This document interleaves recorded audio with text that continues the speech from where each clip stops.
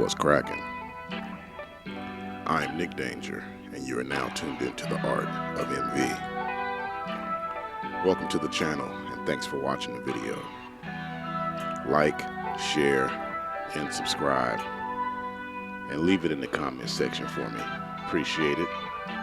As we get into some MV shit. Now, I named this episode the Analog DAW. And I know there's some people that's gonna be like, oh man, this thing is 90% digital. And look, man, you got analog inputs, analog outputs. And not just some piece of shit analog inputs and outputs. Not some second rate gear. The inputs are premium and the outputs are legendary. So let's get that part out of the way. Then you have the tactile slides and the knobs. So you can control it like in a tactile analog kind of way. So dead that subject. This is basically a digital audio workstation with analog components, and we're gonna leave it at that. And that's what this video is about, man. How do you use this as a centerpiece, as an analog DAW? There's so many things that it does, and this conversation and the concept behind this video kind of comes from a poll that I took in one of the groups as to what most people use their MV for. Just a simple sampler. Do you just use it to do the sequencing and the workstation kind of capabilities? Or are you actively using the whole production studio, a la the name production studio, or even as a rehearsal studio, which I have an example of what I mean by rehearsal studio in this video as well. But it was a surprise. Most people seem to use it as a sequencer and a sampler, which is it's understandable, but it, like I said, it does so much more. You have so much Roland history kind of packed inside this one machine, right?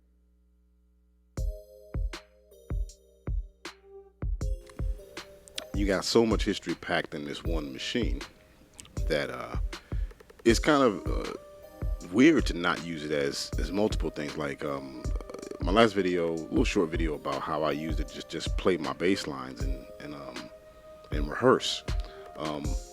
And you can use this, but the whole concept being that the Roland MV8000, 8800, and from what I'm learning, even the MV1 Verse Lab over here is designed to not only output professional quality sound out, it's designed to take in sound, to capture audio in a great way. And this one in particular, 20 years in the game, is still doing just that. So these are the inputs right here. It's two knobs right here, and basically the inputs are right here. So if you want your sound and your everything to sound like it's coming through the MV, you're gonna have to let the MV touch the sound some way.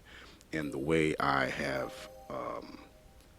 incorporated that theory and that concept into my workflow, into my signal flow, is to run everything through the MV by creating redundancies in the other equipment. Now, what does that mean? That means that basically each piece of equipment has an external input. Lots of equipment have this going on, where they have an external input where you can run other gear and record it out the output of the gear in question, right? So let's go with the first few things. So the first in the line is the Roland Phantom. And the Phantom and most things are going through the Intergra 7. The Phantom has its own set of inputs. So if I had an electric guitar, I want to sit here and conveniently plug it in here, I could plug that into my Phantom and it will be going out the output of the Phantom, which is going out into the Intergra 7. Now, the SP is usually also running through the Intergra 7 as well. The Intergra 7 can double as an interface. So it was also designed to capture sound. So it has two sets of inputs as opposed to the one set that you can use simultaneously with the MV. Well, the MV has two, it has stereo input, but the Intergra 7 has two sets of stereo inputs, 1/4 inch set on the front and 1/4 inch set on the back. Routinely, I'll have the SP plugged into the front so it can come through the MV as well, a little bit later on that. But right now, the main backside inputs are occupied by the Roland Phantom X. And that's kind of cool because the Integra excels at just that, since it has those two inputs, which can also be put into the motional surround sound or Dolby 5.1 stereo sound output of the Integra. And you can manipulate it and pan it and add reverb, and whatever's coming through the back end of the Integra is also applied to what's on coming in the inputs. So that is one way I create the redundancies and bring everything through the MV, right? That way it touches and I'm able to slide stuff like all these effects on here. That way you can actually get to and use your 4-button choruses and your RSS delays, and all these effects can touch the sound that's coming through. And this is a way to have a certain particular sonic sound on your MV. I mean, in your songs, straight on the MV, no matter what's coming in. If I'm bringing in a Yamaha motif, I'm putting these effects on, the MV is touching the sound, and the overall sonic output is going to be that of the MV and its output, right? So the other way, now let's move to the sampler.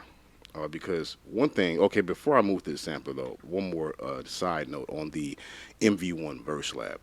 The secondary use for the MV1 Verse Lab would be another sound source because it gives me access to the newer Roland the Roland sound architecture, the new Zencore sound engine, right? And that gives me four generations of Roland sounds in one desk. You have this one, which is the S series, which is like having a desktop W30 or S70 keyboard sitting in here with its dual oscillating synthesizers and its partial architecture.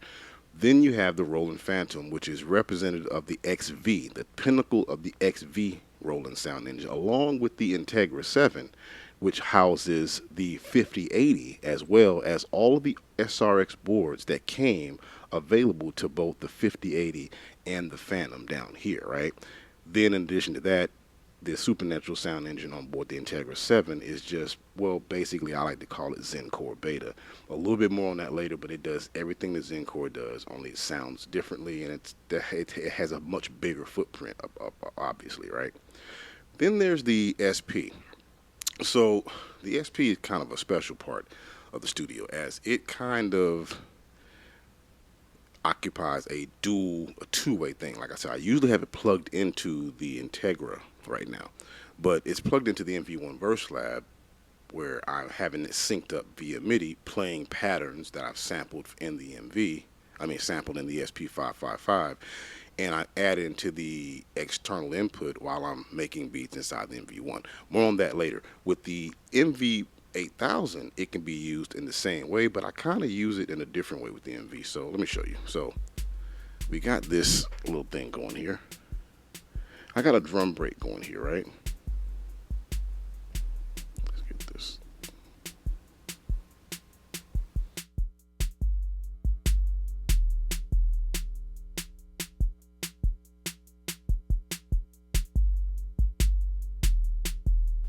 So now, I got this little drum break going, right?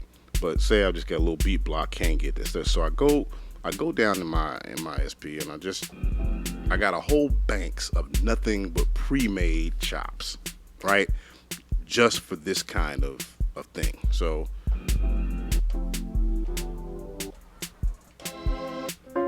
you know how I go.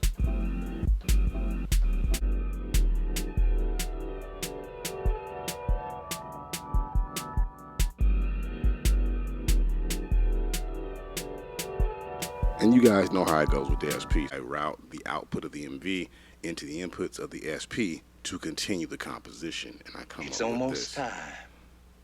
time. 10 seconds. 9, 8, 7, 6, 5, 4, 3, 2, 1. Blast off.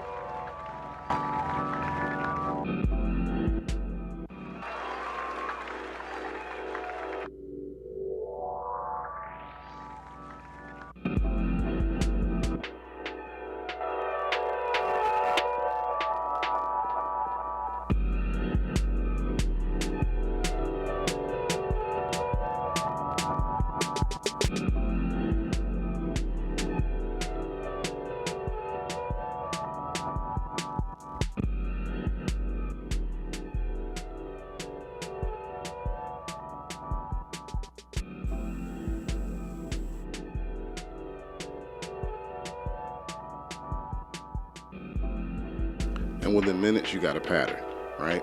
So that's the flow from the MV to the SP.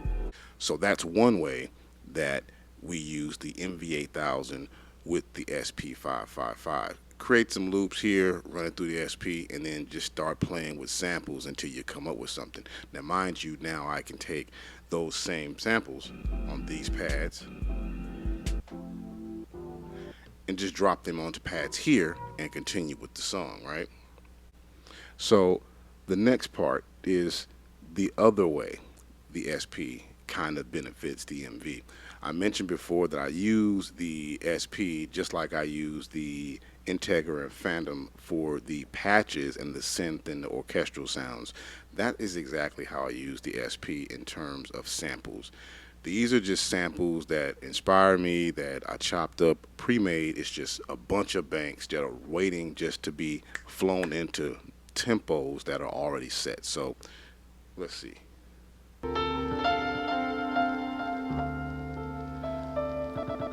So here is an instance of that same thing, right? So the piano sample is straight out of the SP555, chopped up and ready to go. The sequence was, most of this composition was already pre-made in the MV8000, just waiting for a sample to be dumped in. And check out how I use the piano here to make up for what I can't do on the piano.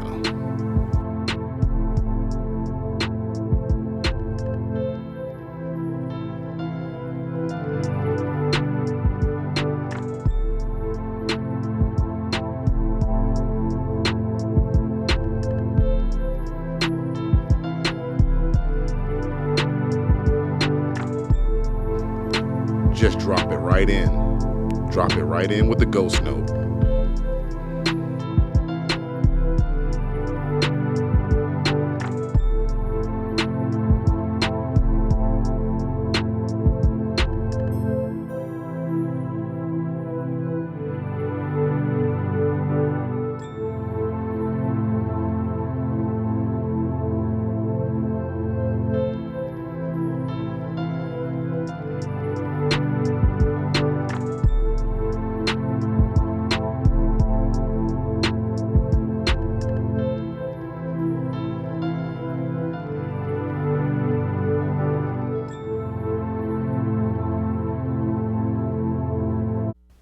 And there you have it. The two-way relationship between the SP and the MV. So this brings me to the output portion of the video where I talk about once you have everything in your MV, what's next? I mean, the MV is capable of taking that all the way to burning a CD or burning a WAV file and exporting that out to the world. But most of us already realize and understand how much more power and how many more features we can get by running the MV through a DAW. Unlike most people who are buying an interface, when you own an MV8000, you're buying it for a different reason. Get your MV sound into a computer for further processing. So that's what this part is about. So my choices are simple. Because the interface I have was kind of advanced when I got it, now that they have those type of interfaces all over the place, I can make that move. But when I first got my interface, this was unique about it. It's a VS100, and to my surprise, I didn't know Roland debuted the very first interface. So this is a direct descendant of the first ever interface. Anyway, Roland designed this interface pretty cool. It's a mid-level interface with a couple of high-end features on it. And the only way I can find this kind of features is to get one that's similar. And the ones that are similar are more Tascam. They're more mixers with interfaces on them, more so than they are interfaces. Like, you're not going to find some of these same features that on this 11-year-old interface on like a typical UAD interface or Focusrite or anything. A lot of the features on the VS100 are high-end features, like the onboard DSP, right? This thing has onboard compressor, onboard reverb and delay, and onboard 3-band EQ, right? On board the actual interface.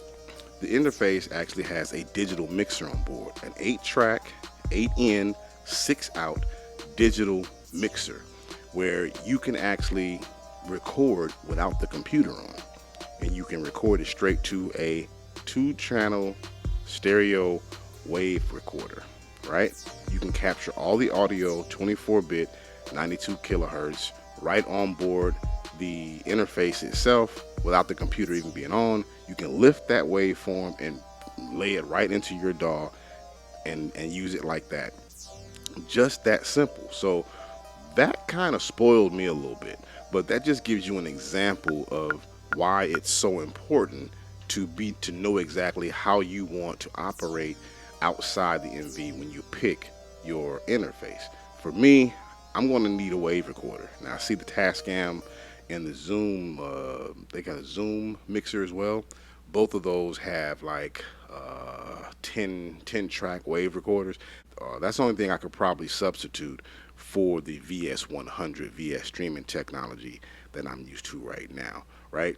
And because I don't have all that particular hardware, I don't need to be stuck with a particular brand of interface, and that's what you need to do. So that covers sound coming in the MV and sound going out of the MV, and how we would move if we were going to a studio. So basically, I think it's more advantageous to have an interface with a onboard digital mixer than it is to have, an expensive interface with a whole bunch of different expensive mic pre's that you're probably not going to use if you're using an MV8000 as your main production studio. Right now, I mentioned earlier about the rehearsal studio part, how the MV can work as a rehearsal studio as per my poll, and I had nobody fill that out. So this is what I mean by that. So I have a composition where I made a keyboard composition with a bunch of samples and a bunch of patches, and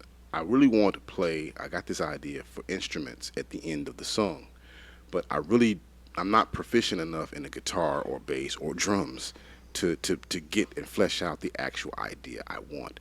So what I've done is I've recorded myself playing a scratch track for the musicians to follow to flesh out the rest of the track.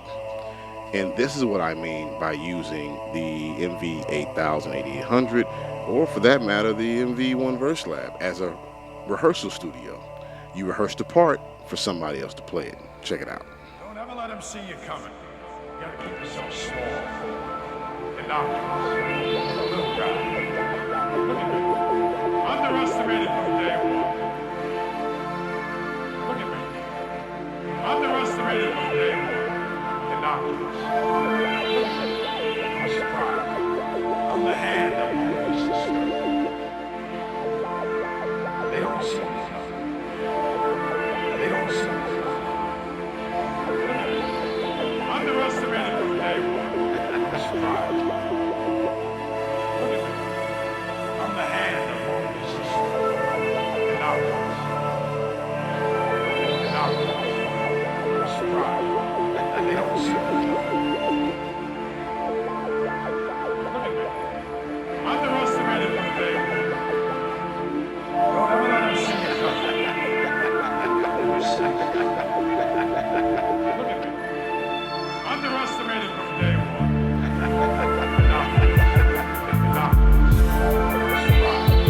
They don't see me. They don't see me.